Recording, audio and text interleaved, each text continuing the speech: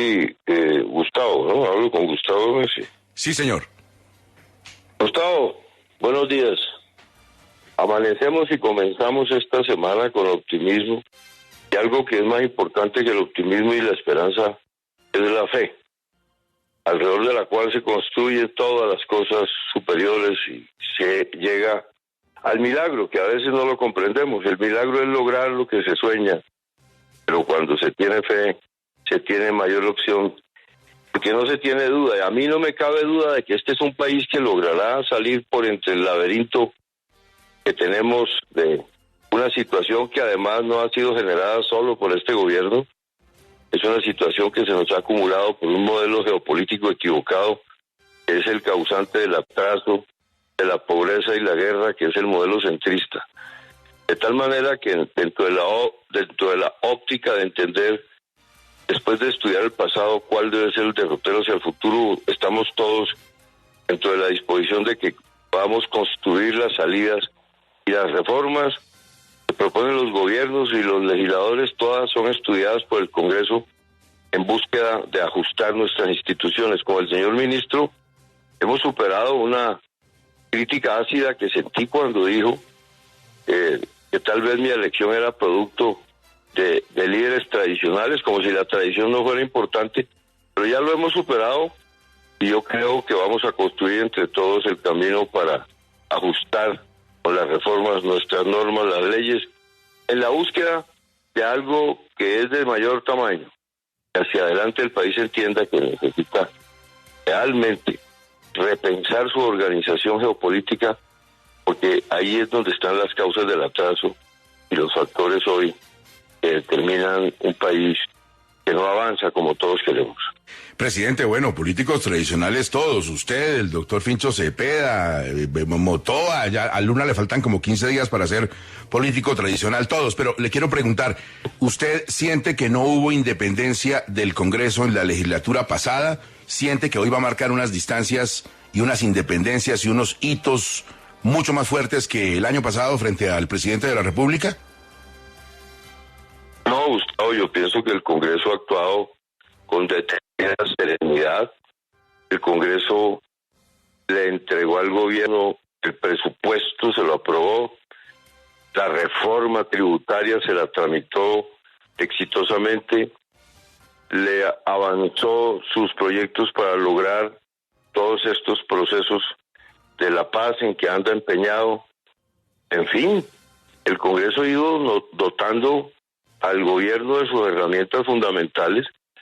No logró sobrevivir, por ejemplo, para un análisis serio, la reforma política que presentó, que es la misma reforma política que se ha hundido en los últimos 15 o 20 años, que nos han presentado al Parlamento incluso con factores que pueden beneficiar o convenir a quienes estamos en él.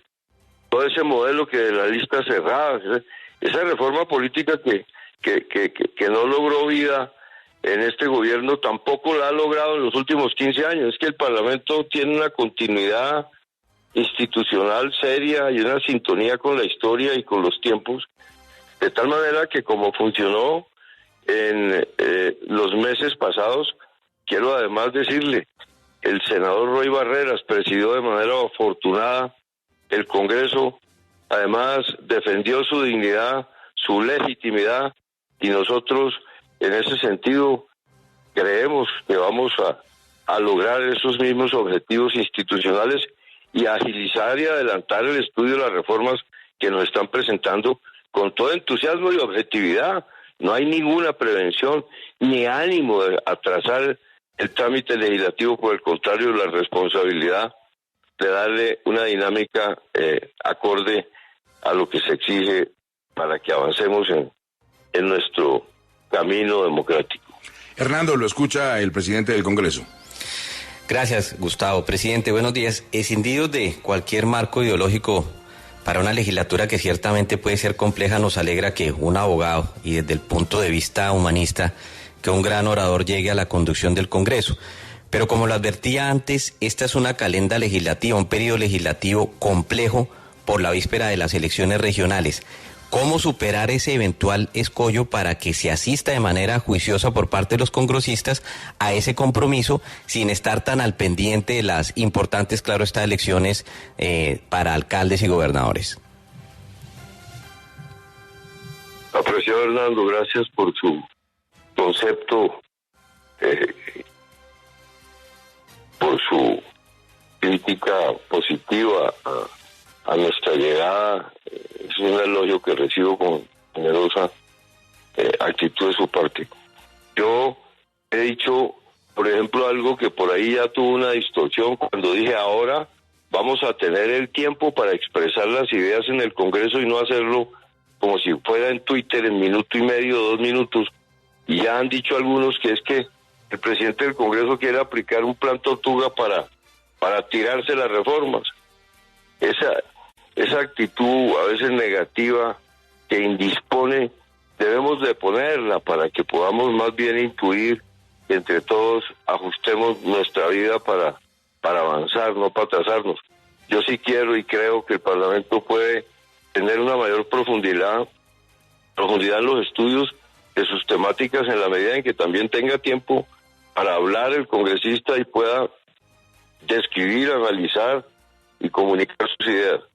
Yo entiendo su preocupación sobre que tenemos elecciones en 90 días, vamos a convocar el Congreso como se viene haciendo, vamos a trabajar intensamente y por supuesto el tiempo que tiene el Congreso para su trabajo externo habrá de disponerlo en el tema del proselitismo y las campañas electorales y esperamos que no vaya a afectar de ninguna manera el trámite y la agenda legislativa.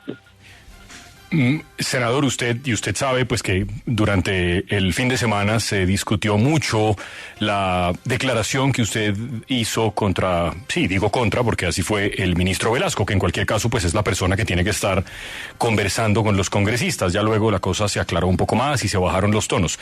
Pero ¿usted considera que el ministro Velasco tiene una buena interlocución en general con el Congreso o no? Yo creo que el ministro Velasco es un hombre de experiencia. Vea, fue mi compañero en la Comisión Primera varios años y en el Congreso por muchos más. Y yo siempre lo describí como uno de los mejores senadores. Y le he dicho cordialmente que espero que no deje de ser un gran senador y que ha sido registrado como tal y se convierta en un mal ministro. Yo creo que pudo haber algún grado de imprudencia en alguna acción de su gestión y creo que hemos superado la diferencia de una crítica que hizo a mi elección y en la disposición mutua de que podamos trabajar en equipo. Yo creo que él tiene todas las calidades, tiene una información histórica y una experiencia muy grande y yo espero que le vaya muy bien en su relación con el Congreso particularmente. Señor presidente del Congreso, ya tendremos muchas mañanas para conversar sobre el desarrollo de todos los temas importantes para el país. Muchas gracias por atender a 6 AM y le deseamos la mejor de las gestiones, presidente. Apreciado Gustavo, he sido un congresista que no he estado muy próximo a los medios de comunicación.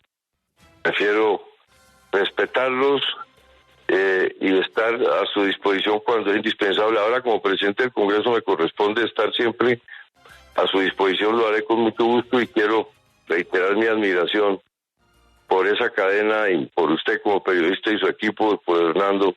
Estaré disponible cuando me requieran con mucho gusto.